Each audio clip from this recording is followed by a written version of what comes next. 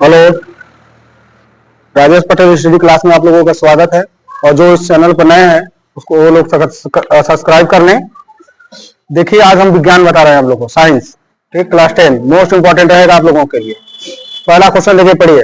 अवतल दर्पण के सम्मुख ध्रुव और फोकस के बीच स्थित वस्तु का प्रतिबिंब बनता है। तो जैसा हम लोग जानते हैं कि हमको पढ़ाया गया है कि अगर वस्तु ध्रुव और फोकस के बीच में यहाँ रखी है तो पहला प्रकाश आप मुख्य अक्ष के समांतर डालिए, जो परावर्तन के पश्चात मुख्य फोकस से होकर चली जाती है। दूसरा प्रकाश किरण आप डालिए वक्रता केंद्र C से, जो परावर्तन के पश्चात उसी मार्ग से वापस लौट जाती है। इन दोनों प्रकाश किरणों को पीछे की तरफ बढ़ाइए और देखिए यही पे जाकर मिलेगा कि इस वस्तु का प्रतिबिंब कैसा बन रहा है, आभासी बन रहा है। डॉट डॉट मतलब आभासी, सीधा और वस्तु से बड़ा।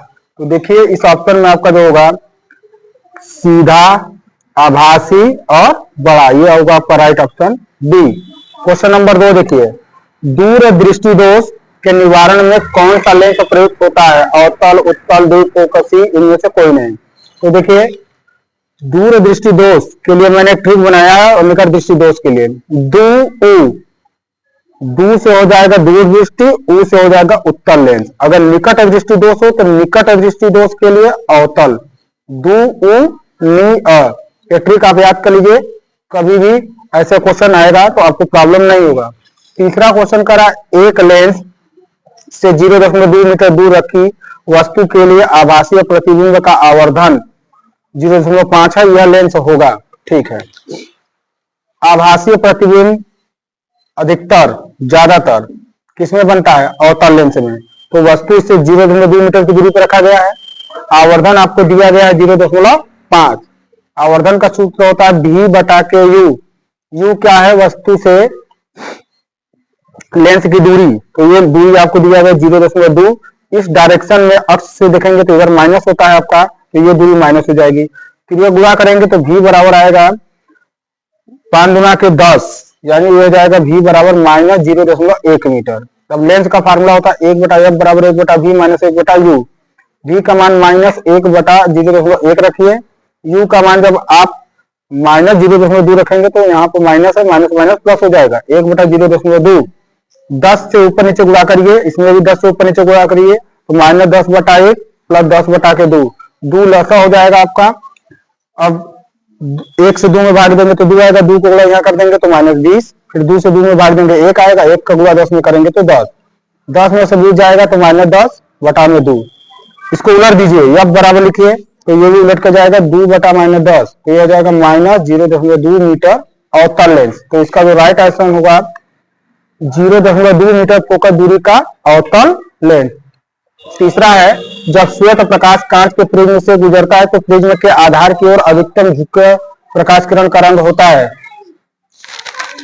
देखिए, जब श्वेत प्रकाश आपका प्रिज्म से गुजरता है तो 7 भागों में बढ़ जाता है, बैगनी, जामुनी, नीला, हरा, पीला, नारंगी, लाल। जिसका शॉर्टकट है बैजानी ह टी ना ला। क्रम से सबसे आधार यही है, तो आधार की तरफ सबसे ज्यादा कौन झुका हुआ है? बैगनी। और सबसे कम कौन झुकता है? लाल। यही दो क्वेश्चन अक्सर पूछता है, कौन सबसे कम झुकता है और कौन सबसे ज्यादा। तो आपका इसमें राइट ऑप्शन होगा बैगनी, डी ऑप्शन।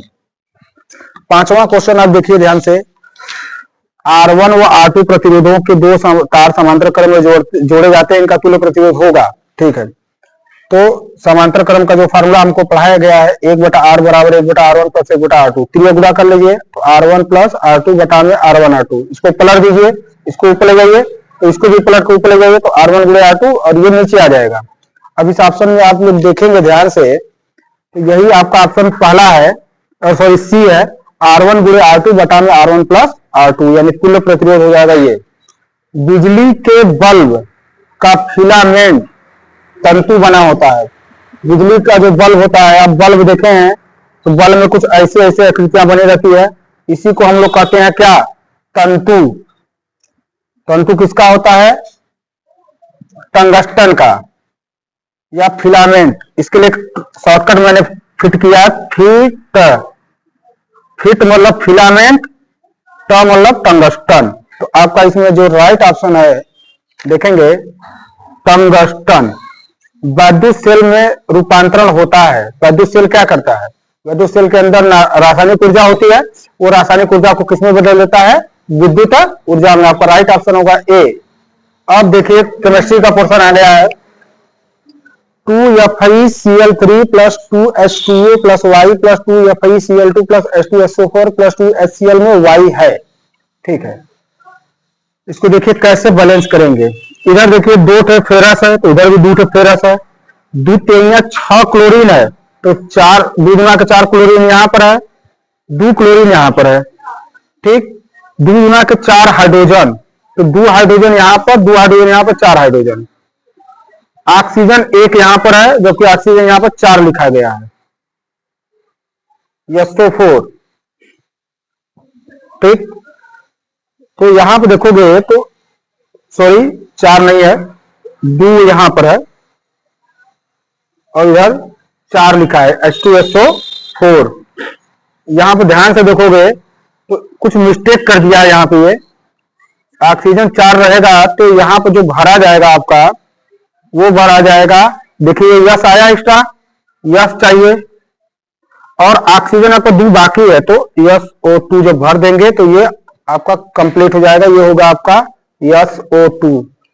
निम्नलिखित में से कौन सा अम्लीय लवण है? लवण में हमेशा हाइड्रोजन की उपस्थिति होती है। अम्ल हो तो उसमें हाइड्रोजन होना चाहिए। तो देखिए चारों ऑप्शन में किसी में भी हाइड्रोजन दिया है, वही आपका राइट ऑप्शन है। यहाँ पर है NaHSO4, ये आपका राइट ऑप्शन है। ये आपको धातु और धातु वाले में पढ़ाया जाता है कि मैट क्या होता है। मैट हमेशा कॉपर सल्फाइड और फेरस सल्फाइड का मिश्रण होता है, Cu2S या 3S। अब फिर ये भरने के लिए आपको दे दिया है PCl5 COCl POCl3 HCl। देखिए ध्यान से इसको कैसे भरेंगे। इधर CH3 है, इधर CH है नहीं है। ठीक, यहां पर देखेंगे COO है, CO है, फिर एक O यहां पर है यानी COO चाहिए और हाइड्रोजन देखिए इधर नहीं दिया है तो H। तो कुल मिलाकर आपका भरा जाएगा CH3 COOH। ये हो जाएगा आपका राइट ऑप्शन जो इसमें दिया होगा आपका CH3 COOH। Option number B आपका राइट ऑप्शन है।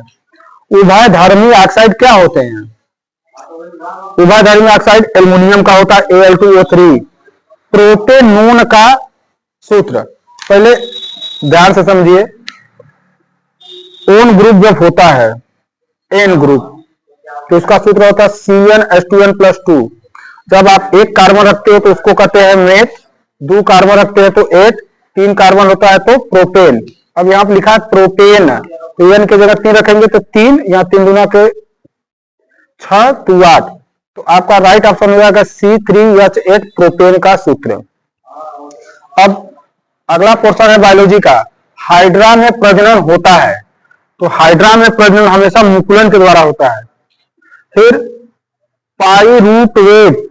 पाइरूवेट के विखंडन की प्रक्रिया कहां पर संपन्न होती है? ये आपको बायोलॉजी में पढ़ाया जाता है, माइटोकॉन्ड्रिया में।